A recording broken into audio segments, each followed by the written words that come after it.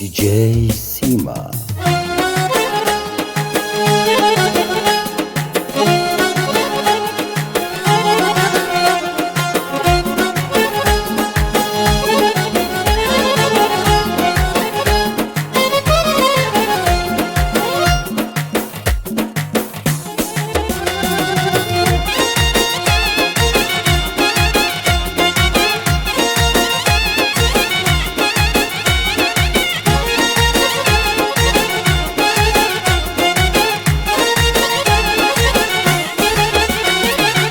Kim görüb bu dünyada Allah tək aşık olar? Kim olan ana kimi sevməyə layiq olar? Kim görüb bu dünyada Allah tək aşık olar? Kim olan ana kimi sevməyə layiq olar? Ana gözümün nuru, ana ömrümün nəfəsi.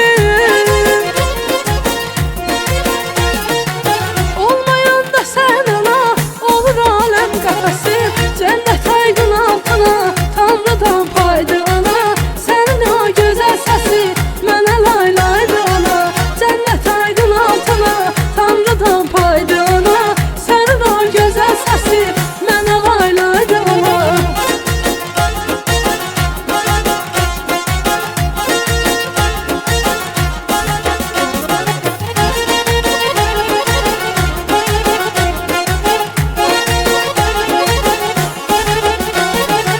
Dünya üst tutsa mənə, anam arxamdır mənim.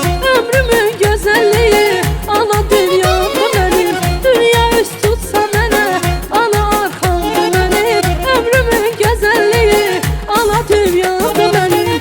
Ana gözümün nuru, ana ömrümün nəfəsi. Olmayanda sən ana, olur aləm qəfəsi.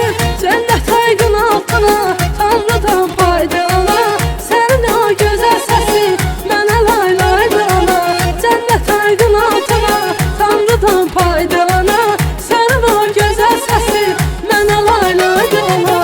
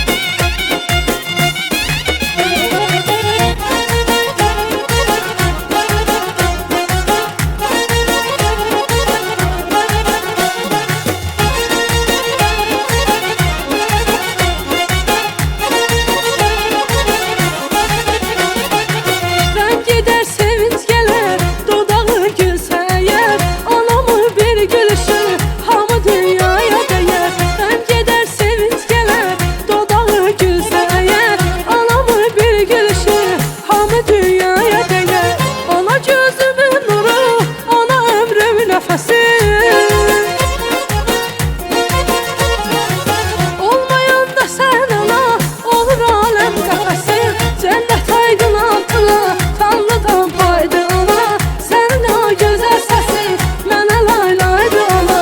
Cənnət aydın altına Tanrıdan paydı ana, sənin o gözəl səsi mənə lay laydı ana. Cənnət aydın altına Tanrıdan paydı ana, sənin o gözəl səsi mənə lay laydı ana.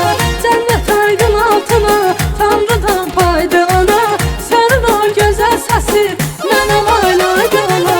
Hissediyor Said Sayyah.